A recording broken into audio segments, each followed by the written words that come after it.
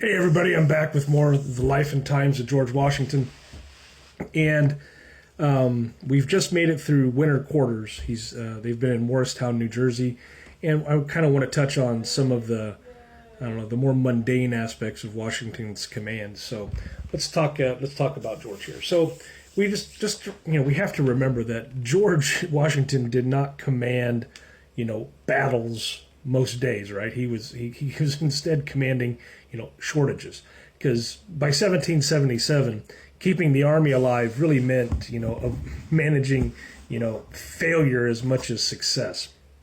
Food arrived late or just spoiled or rotten, and then you had the clothing shipments that didn't match the season, so they weren't getting winter clothing for the weather they were under. The gunpowder would often disappear before it ever reached the winter camp. And so Washington just didn't guess about it. He's like, oh, well, did we not get that? He actually documented it. In past episodes, I talked about how meticulous he was when it came to managing the affairs of Mount Vernon. Well, all of that experience translated into his command as well.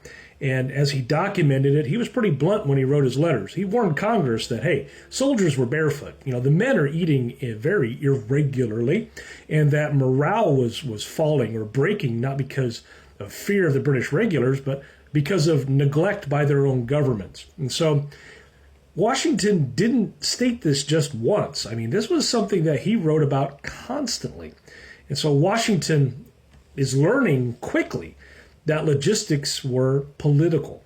Supplies depended on the states, but those states were arguing over quotas.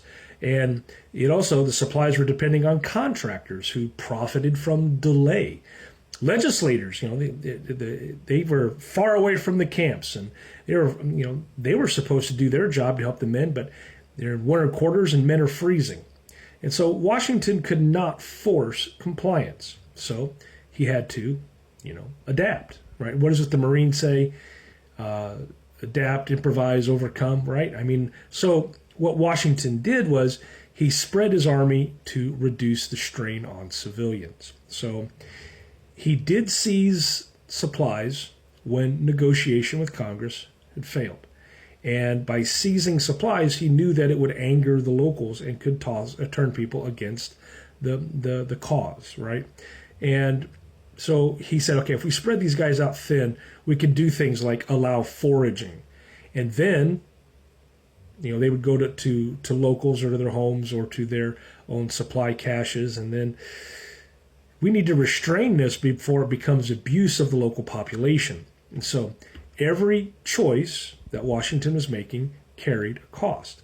If he was too soft in the way he handled this, the army would starve. If he was too harsh, then civilian support would just collapse. So Washington just walked that razor's edge of tension. And so this leadership, his leadership here, this was leadership without any real clear authority. So in the future, every winter and every shortage would force Washington to choose which problem he could survive. And as supply failures shaped the war, Washington wasn't proving, greatness, but he was learning. Learning repeatedly, and he was learning that survival required compromise and pressure and decisions that never really felt clean, but man, they had to be made anyway if the cause was going to survive.